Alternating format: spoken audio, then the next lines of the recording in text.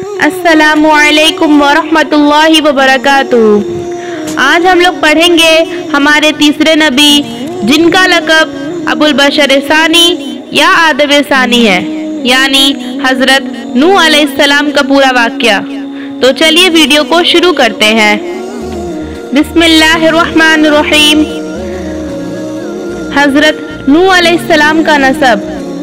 हज़रत नूह अलैहिस्सलाम का नामो नसब कुछ यूँ है: नूह बिन लामिक बिन मतशालिक बिन खुनूह बिन महललईल बिन क़ीनान बिन उनूश या उनूस बिन हज़रत शीस अलैहिस्सलाम बिन हज़रत आदम अलैहिस्सलाम।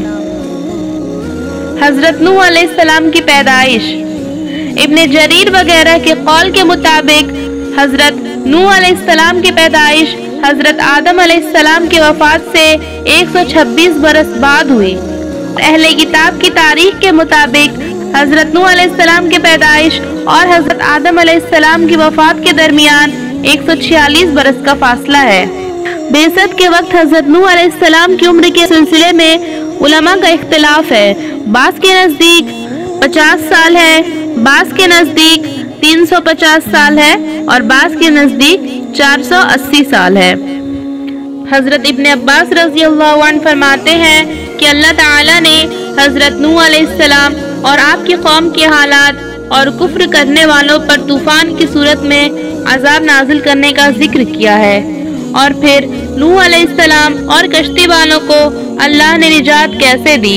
सूरह मोमिनून आयत 23-30 में अल्लाह ताला का इरशाद है, और हमने नूह को उनकी कौम की तरफ भेजा तो उन्होंने कहा, ऐ मेरी कौम, खुदा की इबादत करो और उसके सिवा तुम्हारा कोई माबूद नहीं। क्या तुम डरते नहीं हो? तो उनकी कौम के सरदार जो काफिर थे कहने लगे कि ये तो तुम ही जैसा आदमी है जो तुम पर बड़ाई हासिल करना चाहता है, और अगर खुदा चाहता तो फरिश्ते उतार देता। हमने तो अपने अगले बाप दादा में ये बात सुनी ही नहीं।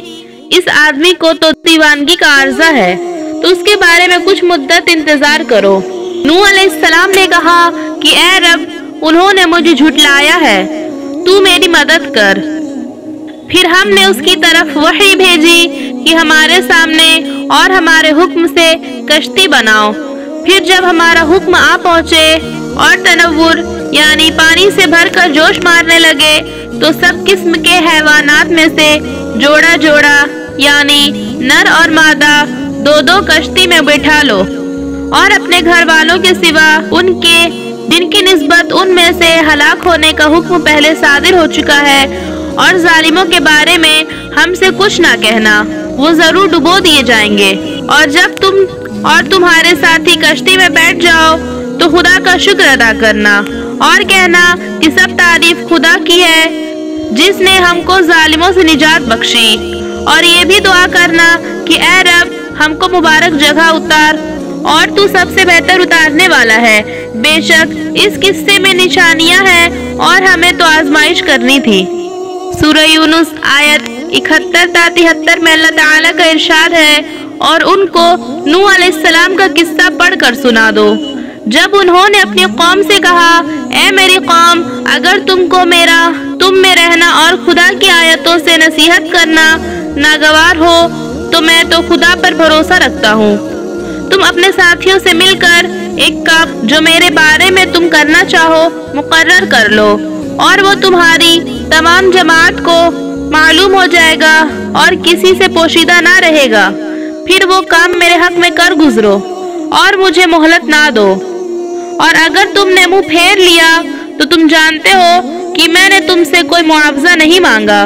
मेरा मुआवजा तो खुदा के जिम्मे है, और मुझे हुक्म हुआ है कि मैं फर्माबरदारी में रहूं। लेकिन उन लोगों ने उनकी तकजीब की तो हमने उनको और जो लोग उनके साथ कश्ती में सवार थे उनको तूफान से बचा लिया और उन्हें जमीन में खलीफा बना दिया। जिन लोगों ने हमारी आयतों को झुठलाया उनको गर्क कर दिया, तो देख लो जो लोग डराए गए थे उनका कैसा अंजाम हुआ। सूरह अनकबूत आयत 14-15 में अल्लाह ताला का इरशाद है, और हमने नूह को उनकी कौम की तरफ भेजा तो वो उनमें 50 बरस कम 1000 बरस रहे। پھر ان کو طوفان کے عذاب نے آ پکڑا اور وہ ظالم تھے۔ پھر ہم نے نوح کو اور کشتی والوں کو نجات دی اور کشتی کو جہاں والوں کے لیے نشانی بنا دیا۔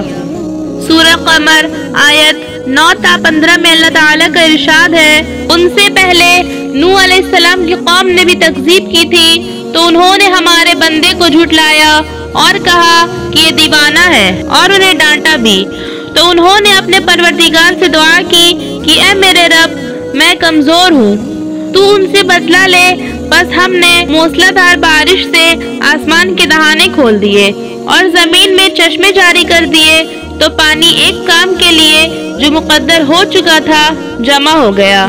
اور ہم نے نوح کو ایک کشتی پر جو تختوں اور میخوں سے تیار کی گئی تھی سوار کر لیا، وہ ہماری آنکھوں کے سامنے چلتی تھی۔ یہ سب کچھ اس شخص کے انتقام کے لیے کیا گیا تھا جس کو کافر نہ مانتے تھے۔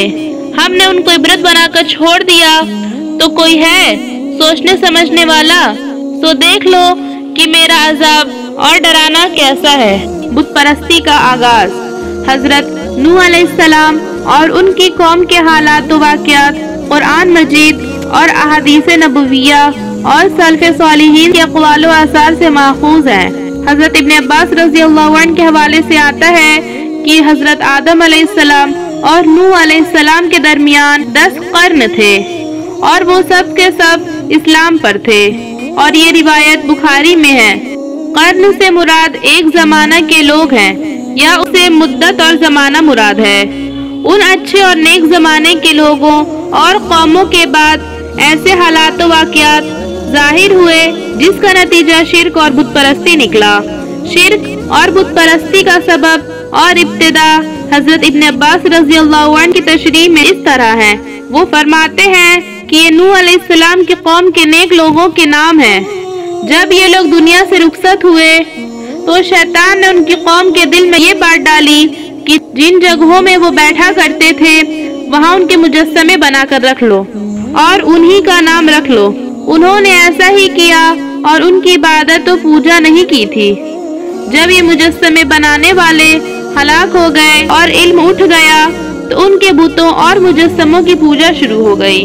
ابن جریر نے اپنی تفسیر میں فرمایا ہے کہ حضرت آدم علیہ السلام اور حضرت نوح علیہ السلام کے درمیانی زمانہ کے نیک لوگ تھے اور ان کے بہت سے پیروکار تھے۔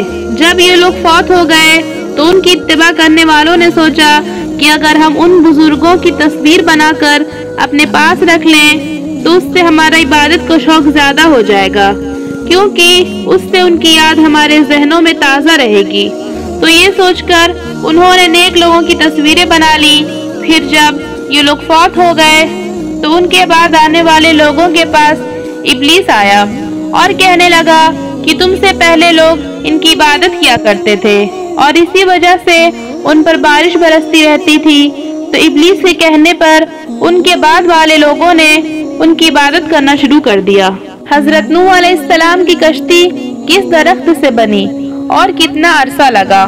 بعض علماء سلف نے فرمایا کہ جب اللہ تعالیٰ نے حضرت نوح علیہ السلام کی دعا قبول کی تو اللہ نے حکم دیا کہ زمین میں ایک درخت لگاؤ کہ وہ تیار ہو جائے تو اس کی لکڑی سے کشتی بنائی جائے۔ نوح علیہ السلام نے اللہ کے حکم پر عمل کرتے ہوئے درخت لگایا اور اس کے تیار ہونے میں 100 سال اور بعض کی رائے کے مطابق 40 سال لگ گئے۔ واللہ اعلم۔ محمد بن اسحاق سوری سے بیان کرتے ہیں کہ وہ ساگوان کی لکڑی تھی اور بعض کہتے ہیں کہ وہ صنوبر کے درخت کی تھی۔ امام سوری فرماتے ہیں کہ اللہ تعالیٰ نے حضرت نوح علیہ السلام کو حکم دیا کہ اس کی لمبائی 80 ہاتھ بنائی جائے اور اس کے اندرونی اور بیرونی حصوں پر تارکول لگائی جائے اور اس کے سامنے والا حصہ اوپر کو اٹھا ہوا ہو تاکہ وہ پانی کو چیر سکے۔ حضرت نوح علیہ السلام کی کشتی کی لمبائی اور چوڑائی کتنی تھی؟ حضرت قتادہ رضی اللہ عنہ فرماتے ہیں کہ اس کی لمبائی 300 ہاتھ اور چوڑائی 50 ہاتھ تھی۔ اور حضرت حسن بصری رحمت اللہ علیہ فرماتے ہیں کہ اس کی لمبائی 600 ہاتھ لمبی اور چوڑائی 300 ہاتھ کی تھی۔ ابن عباس رضی اللہ عنہ فرماتے ہیں کہ اس کی لمبائی 1200 हाथ और चौड़ाई 600 हाथ थी। और एक कौल ये भी है कि लंबाई 2000 और चौड़ाई 100 हाथ थी। सब अहले राय कहते हैं कि उसकी बुलंदी 30 हाथ थी और वो कश्ती 3 मंजिलों वाली थी। हर मंजिल 10 हाथ ऊंची थी। निचला हिस्सा चौपाइयों और जंगली जानवरों के लिए था और दरमियानी हिस्सा इंसानों के लिए था और सबसे ऊपर वाला हिस्सा परिंदों के लिए था। और उसका दरवाजा चौड़ाई की जानिब था और उसको ऊपर से एक ढक्कन से मुकम्मल बंद कर दिया गया था। सबसे पहले कश्ती में कौन सा जानवर दाखिल हुआ? हजरत इब्न अब्बास रज़ियल्लाहु अन्हु ने फरमाया है कि सबसे पहले परिंदों में से कश्ती में तोता सवार हुआ और जानवरों में सबसे आखिरी जानवर गधा दाखिल हुआ। इब्लीस गधे की दुम पकड़कर कश्ती में सवार हुआ। कश्ती 40 दिन बैतुल्लाह का चक्कर लगाती रही। हजरत इब्न अब्बास रज़ियल्लाहु अन्हु से मरवी है कि उन्होंने फरमाया कि नूह अलैहिस्सलाम के साथ कश्ती में 80 आदमी और उनके घर वाले सवार थे और कश्ती में 150 दिन ठहरे और अल्लाह ताला ने कश्ती मक्का की जानिब मुतवज्जा कर दी तो 40 दिन बैतुल्लाह शरीफ के इर्द गिर्द चक्कर लगाती रही। फिर अल्लाह ने उसको जूदी पहाड़ की तरफ मोड़ दिया तो वहाँ ठहर गई और नूह अलैहिस्सलाम ने कौवे को भेजा कि वो जमीन के मुतालिक खबर लाए। वो गया और मुर्दों पर बैठकर उनका गोश्त खाने लग गया और लेट हो गया। फिर उन्होंने कबूतर को भेजा तो वो जैतून के पत्ते लाया और उसके पाँव पर मिट्टी लगी हुई थी। तो नूह अलैहिस्सलाम समझ गए कि पानी खुश्क हो गया है तो वो जूदी पहाड़ से नीचे उतरे और वहाँ एक बस्ती आबाद की जिसका नाम सामानीन रखा। एक दिन वो सुबह उठे तो वो 80 आदमी 80 जबानें बोल रहे थे। उनमें से एक जबान अरबी भी थी। वो एक दूसरे का कलाम नहीं समझते थे और नूह अलैहिस्सलाम ने उनकी तर्जुमानी करी। हजरत कतादा रज़ियल्लाहु अन्हु वगैरह फरमाते हैं कि हजरत नूह अलैहिस्सलाम माह रजब की 10 तारीख को कश्ती पर सवार हुए और 150 दिन चलते रहे और 1 महीना जूदी पहाड़ पर रहे और मुहर्रम की 10 तारीख को कश्ती से उतरे। फिर उस दिन रोजा रखा और इब्न जरीर ने उसके मुवाफिक एक मरफू रिवायत भी बयान की है। हजरत अबू हुरैरा रज़ियल्लाहु अन्हु से मरवी है कि उन्होंने फरमाया कि एक दिन नबी करीम सल्लल्लाहु अलैहि वसल्लम एक यहूद की जमात के पास से गुजरे और उन्होंने 10 मुहर्रम का रोजा रखा हुआ था। आपने दरियाफ्त फरमाया कि ये कैसा रोजा है? यहूदियों ने जवाब दिया कि ये वो दिन है जिसमें अल्लाह ताला ने हजरत मूसा अलैहिस्सलाम और बनी इसराइल को दरिया से निजात दी और फिरौन को गर्क कर दिया।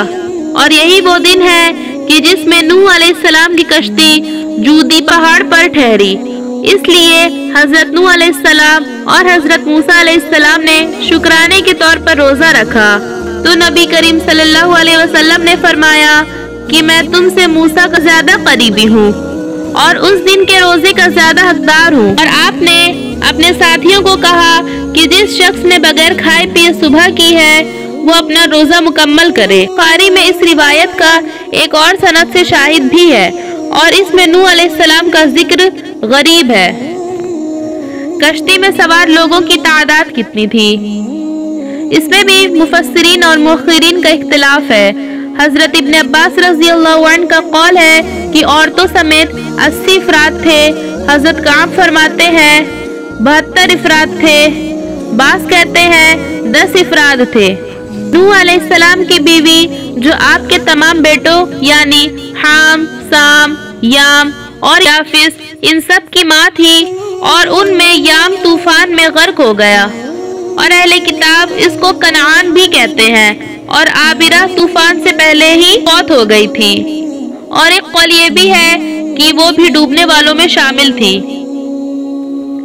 हाफिज इब्न कसीर रहमतुल्लाह अलैहि फरमाते हैं कि हजरत अबू हुरैरा रज़ियल्लाहु अन्हु ने रसूलुल्लाह सल्लल्लाहु अलैहि वसल्लम से रिवायत की है कि आपने फरमाया कि नूह के यहाँ साम, हाम, याफिस पैदा हुए। साम के यहाँ अरब, फारस, रूम वाले पैदा हुए और उनमें भलाई है। और याफिस से याजूज, माजूज, तुर्क और सकालिया पैदा हुए اور ان میں کوئی بھلائی نہیں ہے، اور حام سے حبشی، تاتاری، سوڈانی پیدا ہوئے۔ نوح علیہ السلام کے روزے۔ حضرت عبداللہ بن عمر رضی اللہ عنہ سے مروی ہے کہ رسول اللہ صلی اللہ علیہ وسلم نے ارشاد فرمایا، نوح علیہ السلام نے یوم الفطر اور یوم الاضحیٰ کے دنوں کے سوا تمام زمانوں کے روزے رکھے۔ نوح علیہ السلام کی عمر۔ حضرت نوح علیہ السلام کی عمر 950 سال بتائی جاتی ہے۔ حضرت نوح علیہ السلام کی قبر مبارک کہاں ہے؟ ابن جریر اور دیگر تابعین وغیرہ سے مرسلن روایت ہے کہ نوح علیہ السلام کی قبر مسجد حرام میں ہے، اور یہ بات بعض متأخرین کی رائے سے زیادہ قوی اور مضبوط ہے، جو یہ کہتے ہیں کہ ان کی قبر بقاع شہر میں، جو آج کل کرک نوح کے نام سے مشہور ہے، اور اسی وجہ سے وہاں ایک مسجد تعمیر کی گئی ہے۔ واللہ اعلم۔ تو یہ تھا حضرت نوح علیہ السلام کا واقعہ۔ امید ہے آپ سب کو پسند آیا ہوگا۔ اگر ویڈیو پسند آئی ہو تو لائک اور سبسکرائب کرنا نہ بھولیں۔ السلام علیکم ورحمۃ اللہ وبرکاتہ۔